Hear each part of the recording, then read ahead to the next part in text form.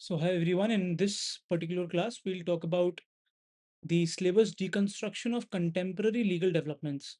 It is one of the most dynamic parts of the law optional preparation. And कहीं से भी कुछ भी उठ के आ जाता है, ये आपको भी, अगर आप लोगों ने प्रीवियस ईयर क्वेश्चंस देखे हैं तो आपको भी पता ही होगा, राइट? तो सबसे पहले तो हम देख लेते हैं कि एसेंशियल रीडिंग्स क्या-क्या रह सकती हैं, लेकिन इन सबसे ज़्यादा बेहतर है कि आप रेगुलर करंट अफेयर्स जो हैं वो आप पढ़ते रहें, वो ज़्यादा ज़रूरी है, राइट? अ, सिलेबस ओवरव्यू मैं आपको बताता हूँ कि कैसे क्या-क्या पढ़ना होगा, राइट?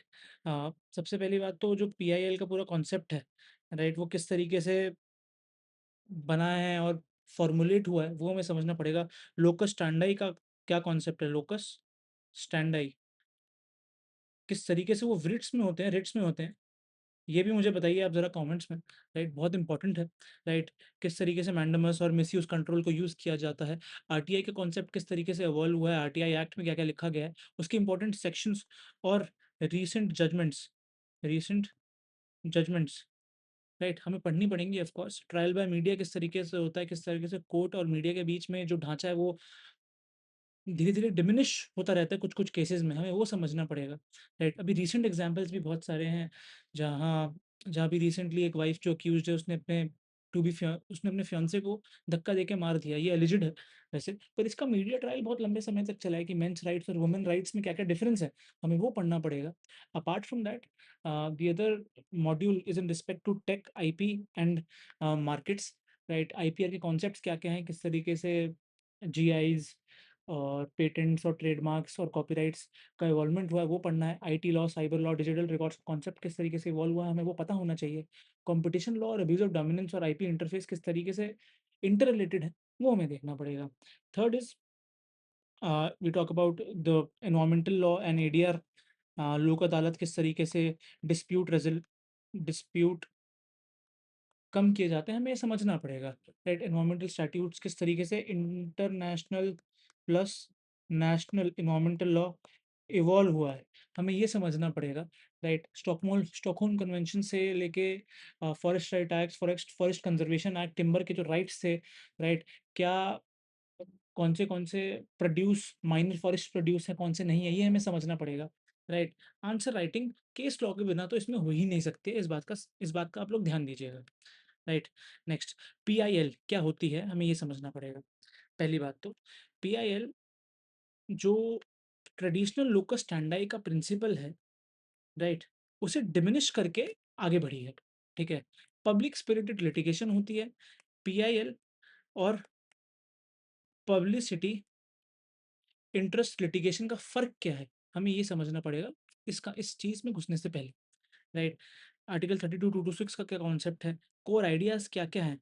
एबिस्टोरी जुरिसडिक्शन क्या होता है? मैंडेमस का जुरिसडिक्शन पीआईएल में किस तरीके से इवॉल्व होता है, राइट?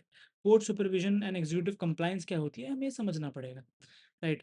हाई यील्डिंग केसेस कौन से हैं इसमें मैंने यहाँ लिख दिए हैं, ये पढ़ने बहुत ज़रूरी हैं। इनके अलावा कुछ और ना भी पढ़ें तो सही रहेगा, लेकिन ये बहुत इंपॉर्टेंट है, इसलिए मैंने यहाँ पे कंपाइल करके लिख दिए हैं, राइट? आरटीआई और ट्रांसपेरेंसी का कॉन्सेप्ट किस तरीके से चलता है, हमें ये समझना पड़ेगा। 19(1)(a) के थ्रू किस तरीके से आरटीआई को यूज़ किया जाता है। अभी रिसेंटली जो आरटीआईज़ न्यूज़ में रही हैं, फॉर एग्ज़ाम्पल रेलवेज़ की आरटीआई इन्वेस्टिगेशन अभी इंडियन एक्सप्रेस ने करी है, वो काफ़ी ज़्यादा न्यूज़ में है, ठीक है? तो उसका आप एग्ज़ाम्पल भी दे सकते हैं अपने आंसर में, राइट?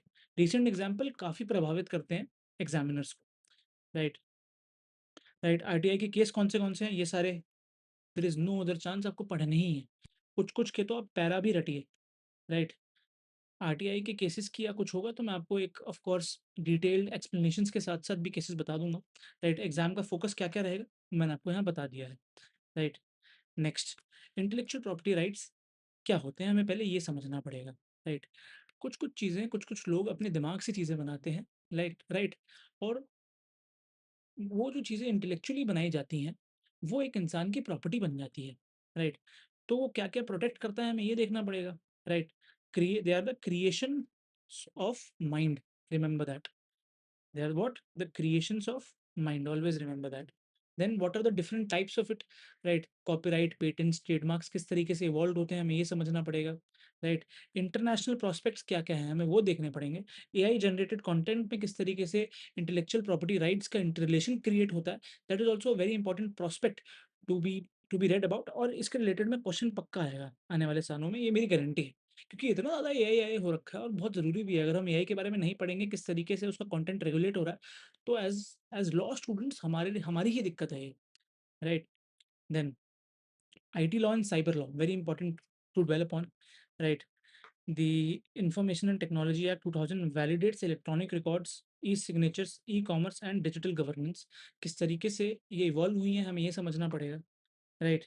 देन साइबर ऑफेंसेस किस तरीके से डील होते हैं, श्रेया सिंघल का जो केस है वो किस तरीके से इवॉल्व हुआ है, 69A और 66A में आईटी और साइबर लॉ में उसकी क्या क्या इंपॉर्टेंट चीज़ें हैं, और रीसेंट जजमेंट बहुत सारी हैं आईटी लॉ की, ठीक है? रीसेंट जजमेंट बहुत सारी हैं, वो हमें पढ़नी ही पड़ेंगी, there is no other option. कभी भी क्वेश्चन उठा के यूपीएससी डाल सकती है उसमें, राइट? केसेस ये लिख दी हैं, ये तो इंपॉर्टेंट ही है, आधे से ज़्यादा तो आप पढ़ेंगे। नोवार्टिस बहुत इंपॉर्टेंट आईपीआर का केस है। किसका केस है? आईपीआर का केस है, ज़रूर पढ़िएगा। आईपी और आईटी का इंटरसेक्शन किस तरीके से क्रिएट हो रहा है, वो हमें पढ़ना बहुत ज़रूरी है यहाँ पर, राइट? नेक्स्ट कॉम्पिटिशन लॉ और ADR, right? Again very contemporary topics. ADR का डिफरेंट वीडियो मैं एक लाऊँगा आप लोगों के समक्ष, जिसमें आपको कुछ और पढ़ने की ज़रूरत ही नहीं पड़ेगी। ठीक है? वो मैं आपके लिए क्रिएट कर दूँगा, वो मेरी ज़िम्मेदारी है।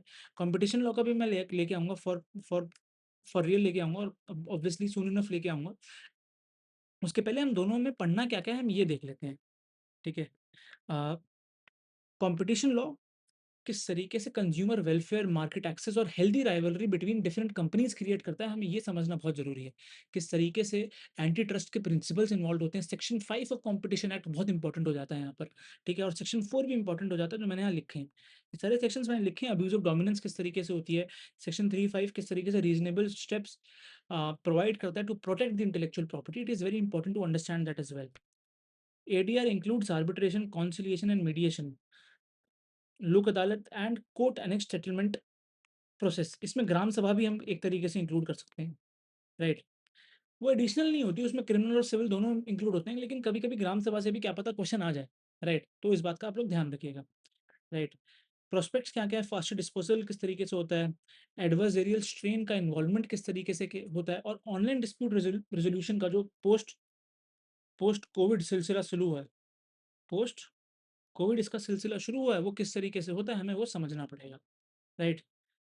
इसके बाद केस और स्टैट्यूट्स मैंने यहाँ लिख दिए हैं, आपको आपने पढ़ना है। और कॉम्पिटिशन लॉ के भी चीज़ें जो इंपॉर्टेंट सेक्शंस हैं, competition commission of India and national company law appellate tribunal का क्या स्ट्रक्चर है, वो बहुत पढ़ना बहुत ज़रूरी है ये पढ़ने के लिए। इससे रिलेटेड में तो प्रीलिम्स में भी एक बारी क्वेश्चंस आ रखा है, ठीक है? तो पढ़ना तो बहुत ज़रूरी है, राइट? नेक्स्ट एनवायरमेंटल स्टैट्यूट्स और ट्रायल बाय मीडिया किस तरीके से होता है, अब हमें ये समझना पड़ेगा, राइट? एनवायरमेंटल स्टैट्यूट्स का कॉन्स्टिट्यूशनल बेस आर्टिकल 21, 48A और 51AG से क्रिएट होता है। इसका हिस्टोरिकल बैकग्राउंड क्या है, राइट? वो पढ़ना बहुत ज़रूरी है। अगर आप हिस्टोरिकल बैकग्राउंड नहीं पढ़ेंगे, तो आपको काफ़ी सारी चीज़ें समझ ही नहीं आएँगी, right? Then what are the important acts, सारे लिखे हुए हैं। आप चाहे तो इन इन पूरे एनवायरमेंटल एक्ट्स का मैं एक वीडियो जो 15-20 मिनट में एक्सप्लेन कर सकता है, वो मैं आपके समक्ष ले आऊँगा। इंटरनेशनल एनवायरमेंटल लॉ का वीडियो मैं ऑलरेडी ला चुका हूँ, आप वो लोग देख सकते हैं इंटरनेशनल लॉ के प्लेलिस्ट में।